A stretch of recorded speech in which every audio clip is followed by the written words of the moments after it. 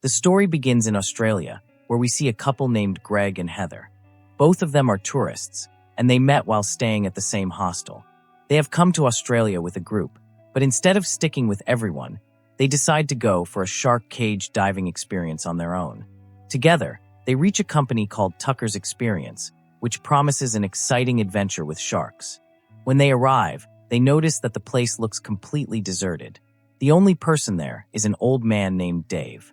Dave tells them that Tucker is on holiday, so no trip will happen today. Just then, Tucker himself suddenly shows up.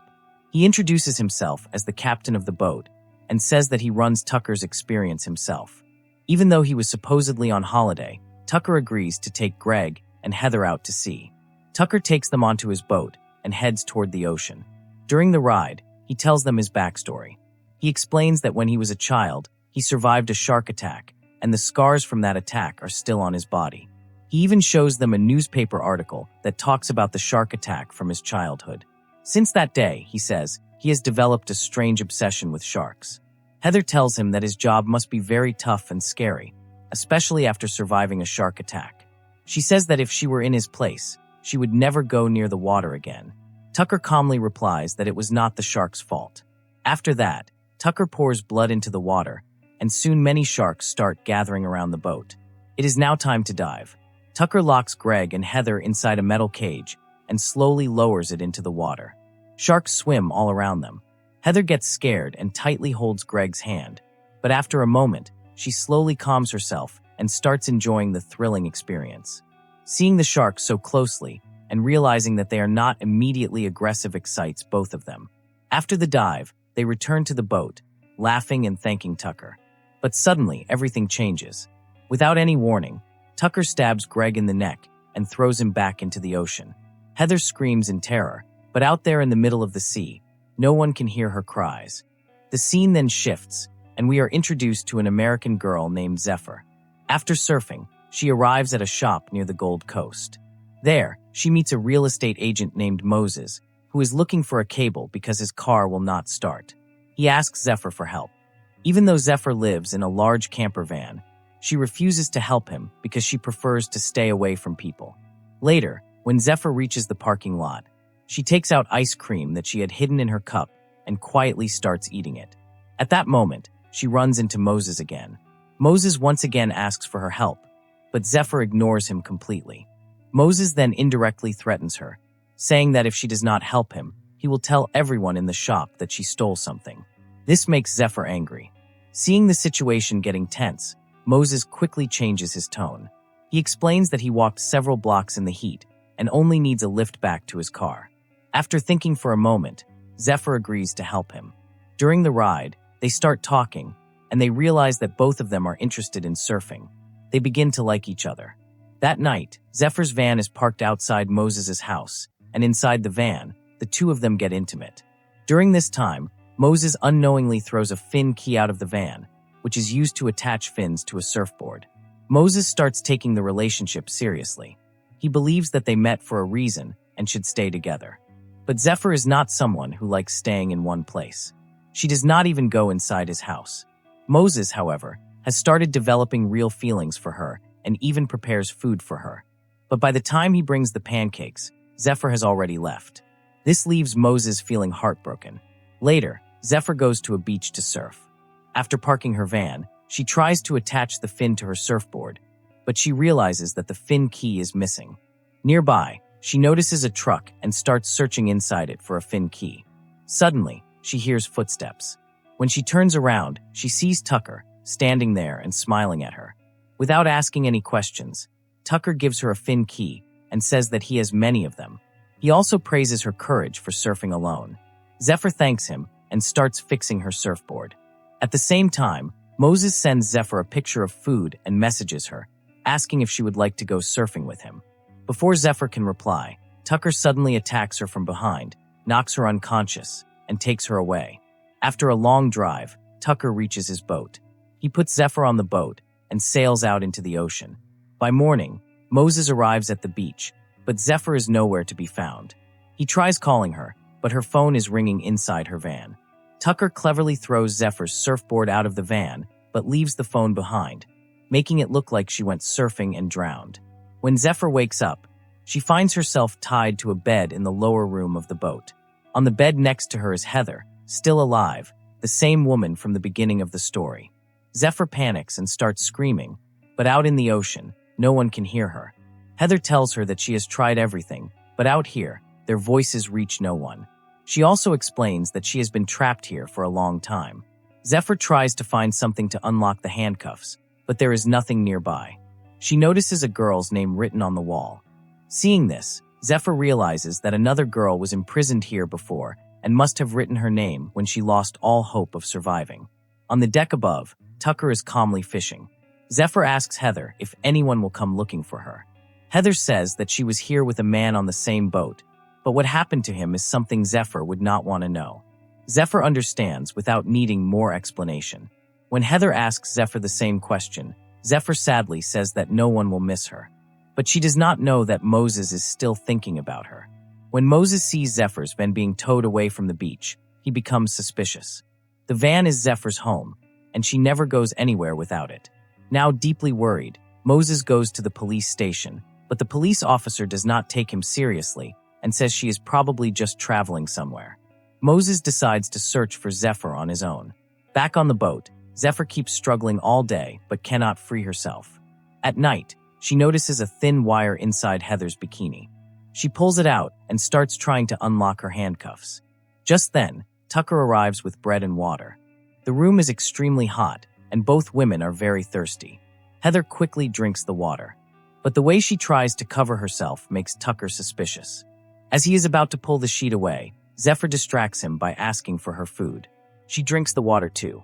After Tucker leaves, Zephyr tries again to unlock the cuffs, but she starts feeling dizzy. Tucker had mixed a sedative in the water. Before she can escape, Tucker captures her again. When Zephyr wakes up, she finds herself tied to a chair on the deck. Heather is tied nearby in a harness. A camera is set up in front of them, recording everything. Tucker calls this his show. He gives a disturbing speech, praising sharks and saying that God is not above, but below in the water, where everything began and where everything will end. He cuts a lock of Heather's hair and keeps it. Then he pours blood into the water, attracting many sharks. He lowers Heather into the sea. Surrounded by blood and struggling helplessly, Heather is attacked and killed by the sharks, all while Tucker records it. Zephyr watches everything in complete horror. Shaking with fear, she writes her name and Heather's name on the wall. That is when she notices that there are many other names hidden under layers of paint. She realizes that Tucker is not just a psychopath, but a serial killer who has murdered many tourist girls. He keeps videotapes of their deaths along with their hair as trophies. Now a new tape has been added for Heather, and the next one will be Zephyr's. The next morning, Moses is still searching the beach for Zephyr. He finds her surfboard, and his fear grows even more. All her belongings are there, but she is not. Something is clearly wrong. At night, Tucker comes down again with bread and water for Zephyr. Furious, Zephyr kicks everything away and angrily tells him that he thinks he is a shark, but in reality, he is just a parasite. Tucker says nothing and leaves. Later, Zephyr notices a bucket nearby. She breaks its handle and turns it into a sharp weapon, knowing that Tucker will come back. Because Zephyr did not drink the water earlier, Tucker returns with an injection to sedate her. As he comes closer, Zephyr attacks him and stabs the sharp handle straight into Tucker's body. Tucker screams in pain and falls backward. Zephyr quickly grabs the keys from his belt and frees herself. But somehow, Tucker manages to inject her leg with a sedative. Slowly, Zephyr begins to lose consciousness. She rushes up to the deck and tries calling for help on the radio, but there is no response. Then she spots another boat in the distance. She screams at the top of her lungs, but there is a party going on that boat, and no one hears her. Just then, Tucker appears on the deck. Zephyr grabs his camera. Tucker demands it back, but in anger, Zephyr throws the camera into the ocean. During this struggle, she herself falls into the water. She starts swimming, hoping to reach the other boat, but halfway through, she passes out. Tucker pulls her out of the water, brings her back onto his boat, and locks her below deck again. Now without his camera, Tucker cannot record anything. Because of this, he delays killing Zephyr, deciding that he must buy a new camera first. He turns the boat back toward the shore, locking Zephyr inside before leaving. Meanwhile, the police also begin searching for Zephyr. But Moses still isn't satisfied. He checks the CCTV footage from the beach parking lot. In the footage, after Zephyr's van, he sees Tucker's truck, clearly marked with the Tucker's Experience logo. Suspicious, Moses searches the location and reaches Tucker's boat. As soon as he steps aboard, he hears Zephyr screaming from below. He breaks in and rushes downstairs. Zephyr is both happy and shocked to see him. She can't believe he found her after everything. She tells him to bring something from upstairs to free her and call the police. Moses goes up to make the call, but Tucker suddenly arrives and attacks him. The call connects to the police, but Tucker smashes the phone and brutally injures Moses. Even then, Moses doesn't give up. He almost manages to kill Tucker. But suddenly, Dave attacks Moses from behind, unaware of what Tucker has really been doing. When Dave hears Zephyr's voice, he finally realizes the truth, but it's too late. Before Dave can do anything else, Tucker beats him to death. Now Tucker realizes that staying near the shore is no longer safe. He takes the boat to a deserted island and ties Moses on the bed next to Zephyr. Moses is trying to confess his feelings when Tucker arrives and takes both of them up to the deck. He has decided to record the next tape today. This time, he chooses a new method. Tucker throws pieces of Dave's body into the water, attracting sharks.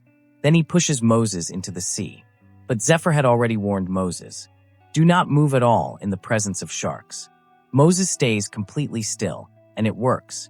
The sharks sniff him, but do not attack. After a while, Tucker pulls Moses back onto the boat, but now he becomes even more ruthless. He stabs Moses multiple times and throws him back into the water again. Moses is now on the verge of death. Just then, he sees a lifeguard helicopter flying overhead, searching for Zephyr. Frightened, Tucker drags both of them back below deck and locks them inside again. Moses' condition is critical. He is barely breathing. Zephyr watches helplessly. She knows she cannot wait any longer. She tries pulling her hand out of the handcuffs, but fails.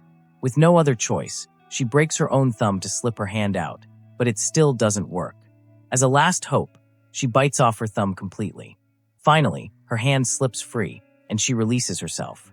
At that moment, Tucker comes downstairs with another injection. Zephyr dodges him, pushes him into the room, and locks the door from outside. She runs up and starts the boat's system.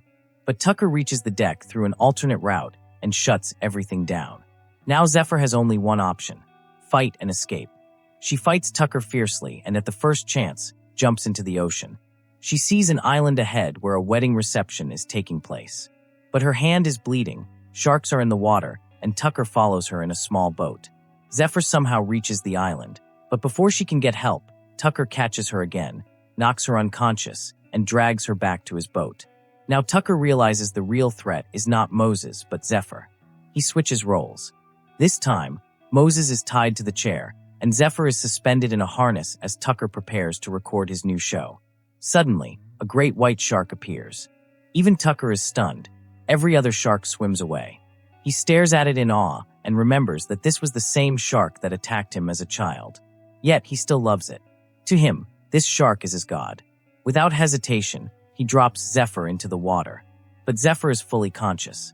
Tucker grabs a harpoon to provoke the shark, but it slips from his hand and lands near Zephyr. Using the harpoon, Zephyr frees herself and falls into the sea. She comes face to face with the shark.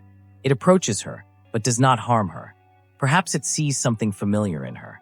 She too is a survivor. Filled with courage, Zephyr climbs back onto the boat and fights Tucker again. Tucker overpowers her and almost kills her. But suddenly, a badly injured Moses appears from behind and hits Tucker's head with an iron rod. Tucker loses balance and falls straight into the ocean. Blood starts pouring from his wounds. Drawn by the scent, the same sharks he once worshipped rush toward him. Tucker screams in terror, but no one hears him. Within seconds, the sharks tear him apart and kill him. The man who recorded others' deaths now becomes part of his own final, unseen show. On the other side, Zephyr fires a flare gun into the sky. The signal bursts into bright light. Soon, a police boat appears in the distance, likely tracking Moses' incomplete call. The police rescue Zephyr and Moses. Moses is in critical condition, but Zephyr refuses to let go of him. Sitting on the police boat, Zephyr looks back at the island where her nightmare finally ended. Moses slowly regains consciousness. He looks at her, holds her hand, and says, I told you, we met for a reason. Zephyr gives a faint smile. A smile filled with fear, pain, but above all, the will to survive. Holding each other's hands, they leave the terrifying ocean behind and move toward the horizon. And with this, the story comes to an end. Thanks for watching. If you enjoyed the video, don't forget to like, subscribe.